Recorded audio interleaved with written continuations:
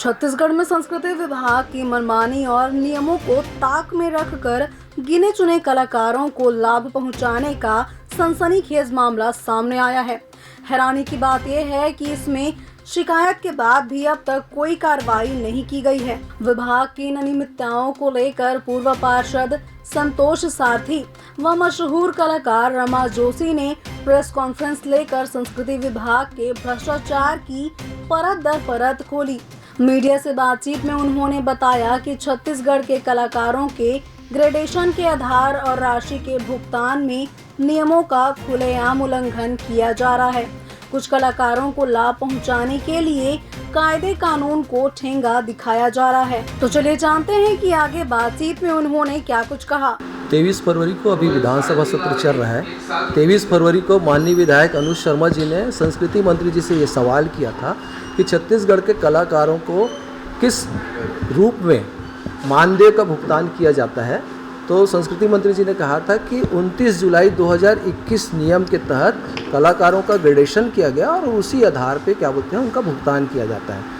मेरा उसमें खंडन ये है कि पिछले बहुत दिनों से लगा हूँ, मैंने उस नियम को पूरी पढ़ी है जो 17 सितंबर 2021 को जो प्रकाशित हुई है। उसमें पहला तो जो ग्रेडेशन के लिए जो चयन समिति के सदस्य बनाए थे वो जैसे चयन समिति के सदस्य होने चाहिए थे वैसे सदस्य नहीं थे। उसके बाद कलाकारों से इन लोगों ने दस्तावेज मांगा था कि भाई आप बताइए कि आपने जो नियम बोलता है कि राज्य से बाहर 3 कार्यक्रम आपने प्रतिवर्ष किया है कि नहीं किया है, या आपने अपने जीवन काल में क्या काम किया।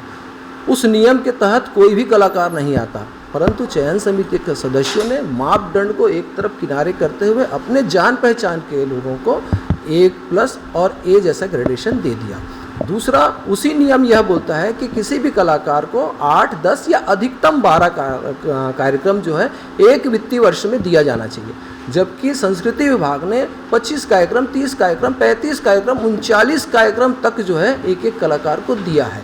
उसके बाद यह है कि पंचांग के अनुरूप उसी नियम में ये बोलते हैं कि पंचांग के अनुरूप आपको कार्यक्रम देना है, परंतु संस्कृति विभाग जो है मान लीजिए अगर 5 अक्टूबर को दशहरा होता है उसके बाद नवरात्र खत्म हो जाता है, परंतु 25 अक्टूबर, 4 नवंबर, 26 दिसंबर तक कार्यक्रम देते हैं। एक कार्यक्रम तो ऐसा हुआ है, तारा साहू करके है, सुश्री तारा साहू, उन्होंने 19 अगस्त को विश्वकर्मा जयंती का कार्यक्रम कर लिया, जबकि हम सबको मालूम है कि 17 सितंबर ये तय तारीख है। हर साल प्रतिवर्ष जो है 17 सितंबर को विश्वकर्मा जयंती मनाई जाती है। मतलब संस्कृति विभाग का जो कर्मचारी है, अधिकारी है, वो जो चाहे कर सकता है, जिसको जितना पैसा देना है।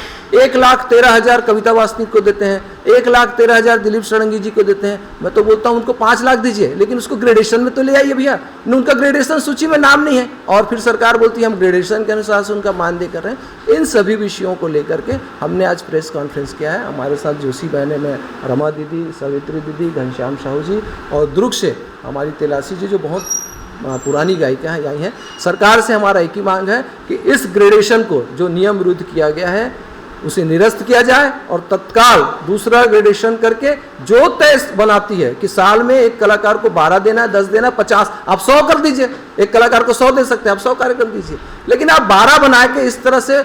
और जब तक ये नहीं होगा कि 10 कार्यक्रम, 12 कार्यक्रम के क्राइटेरियम नहीं आएंगे, गाँव में जो बैठा है कलाकार उसको कभी कार्यक्रम नहीं मिलेगा। संस्कृति विभाग ने चिन्हारी करके एक पोर्टल बनाई है।